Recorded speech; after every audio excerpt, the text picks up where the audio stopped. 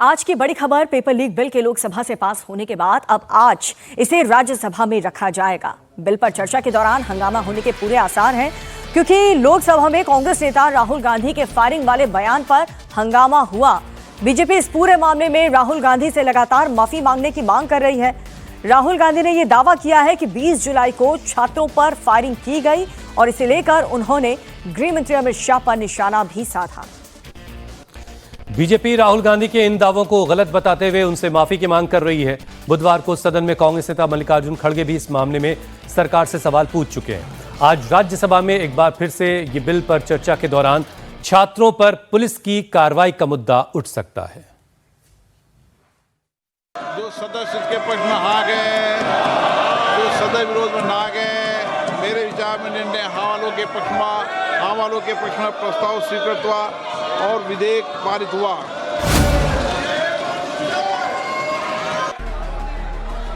Paper leak bill को आज राज्यसभा में पेश किया जाएगा। केंद्रीय मंत्री जितेंद्र सिंह इसे सदन में पेश करेंगे। बिल को बुधवार को ही रखा जाना था, लेकिन वंदे मातरम बिल पास होने के बाद हुए हंगामे की वजह से संसद की कार्यवाही को स्थगित करना पड़ा। अब आज राज्यसभा में इस बिल को पास करवाने के लिए सरकार को नंबर्स की टेंशन नहीं है, लेकिन कांग्रेस जिस तरह से लगातार गोल पोस्ट बदल रही है, उससे चर्चा में अड़चन आ सकती है। राज्यसभा में पेपर लीक बिल के आने से पहले ही कांग्रेस अपने तेवर दिखा चुकी है। 20 जुलाई को छात्रों के प्रोटेस्ट के दौरान पुलिस एक्शन को लेकर कांग्रेस हमलावर है। कांग्रेस और दूसरे विपक्षी दल पेपर लीक संशोधन कानून की कमियों, संसद मार्च के दौरान छात्रों पर पुलिस की कार्रवाई और गृह मंत्री के इस्तीफे की मांग पर हंगामा कर सकते हैं। कांग्रेस का आज राज्यसभा में क्या रुख होगा, इसकी लाइन लोकसभा में विपक्ष के नेता राहुल गांधी ने तय कर दी। राहुल ने लोकसभा में पेपर लीक पर अपने भाषण के दौरान मुद्दे पर एक भी पॉइंट नहीं रखा। उन्होंने बार बार निशाना अमित शाह पर रखा, इधर उधर की बात की। इसका ही नतीजा था कि उनका भाषण भी पूरा नहीं हो पाया। राहुल गांधी पैलेट गन के इस्तेमाल को लेकर हवाई फायरिंग करते रहे। Sir, the Home Minister authorized the shooting of our students, sir. He put pellets into the blood of our students. He ordered the students of India to be shot. क्या बोल रहे हैं? कौन सा ऑर्डर है, वो ऑर्डर का copy आप निकाल के बताइए। आपने कहा होम मिनिस्टर ने ऑर्डर दिया है फायरिंग के लिए, आप वो ऑर्डर का कॉपी निकालिए। आप बताइए किसने आपको बताया, कौन सा ऑर्डर नंबर, किस व्यक्ति को कहा है, कौन सा अधिकारी, आप कॉपी निकाल करके सदन में रखिए। राहुल गांधी तो आरोप लगाकर निकल लिए, लेकिन बीजेपी ने इसे पकड़ लिया। राहुल गांधी के निशाने पर पहले धर्मेंद्र प्रधान आए थे, अब केंद्रीय गृह मंत्री अमित शाह हैं, लेकिन इस बार बीजेपी राहुल को छोड़ने के मूड में नहीं है। The use of force can only be authorized by the Home Minister. No. It cannot be authorized either by the Home Minister or the Prime Minister.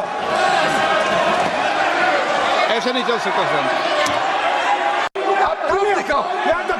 आपको माफी मांगना होगा सर, ये इसको हम हल्के में नहीं ले सकते, नहीं तो कल को कोई भी मेंबर उठ के कुछ भी बोलेगा। राहुल गांधी ने पहले पैलेट गन चलाने का आरोप लगाया, बुधवार को फायरिंग की बात पर अड़ गए। इस बीच दिल्ली पुलिस ने आधिकारिक तौर पर कह दिया है कि छात्रों पर फायरिंग के आरोप गलत है। रांची से दिल्ली आई कि स्टूडेंट नूतन टोप्पो ने आरोप लगाया कि 20 जुलाई को कनॉट प्लेस इनर सर्कल पर प्रोटेस्ट के दौरान उनके कान के पास गोली जैसी चीज लगी। राम मनोहर लोहिया अस्पताल के डिस्चार्ज समरी में डॉक्टर्स ने गन शॉट लिखकर वहां क्वेश्चन मार्क लगाया, लेकिन नूतन टप्पो की एमएलसी में डॉक्टर ने गन शीट की इंजरी होने से इनकार कर दिया। डॉक्टर ने साफ साफ लिखा है कि चोट किसी ब्लंट ऑब्जेक्ट से लगी है। फैक्ट चेक में राहुल गांधी का दावा कहीं टिक नहीं रहा, इसलिए बीजेपी से लेकर सरकार तक सभी राहुल गांधी पर हमलावर हैं।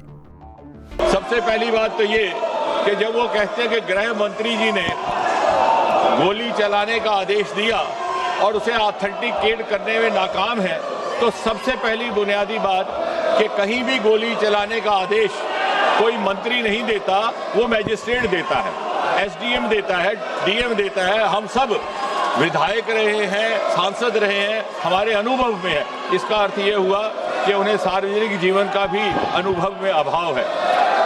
दूसरी बात ये बार बार स्पष्ट किया गया कि गोली चली ही नहीं,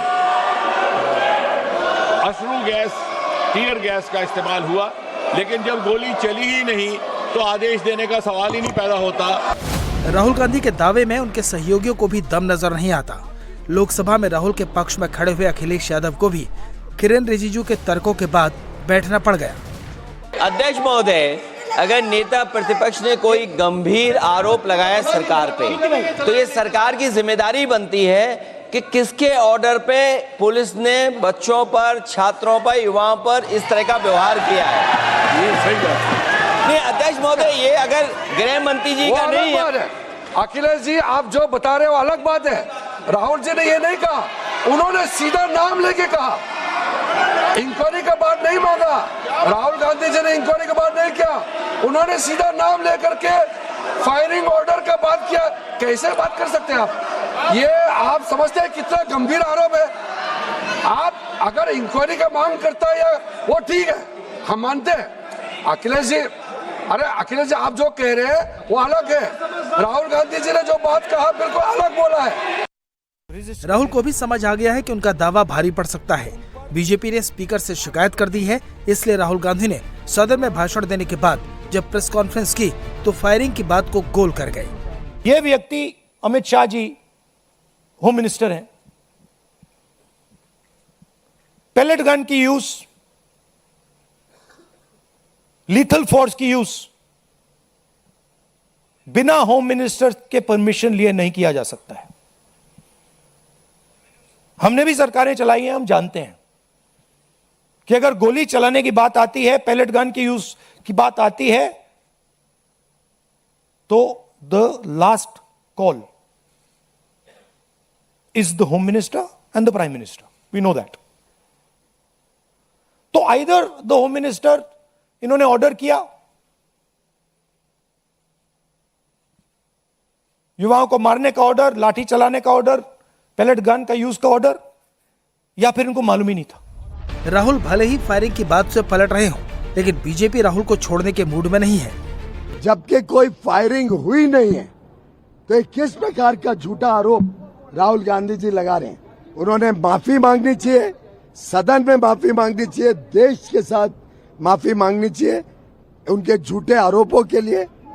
लोकसभा में पेपर लीक बिल पास हो चुका है। राहुल ने फिर गलत बयानी करके परेशानी खड़ी कर ली है। अब देखना है कि आज राज्यसभा में कांग्रेस सरकार पर हमले के लिए किन किन हथियारों का इस्तेमाल करती है।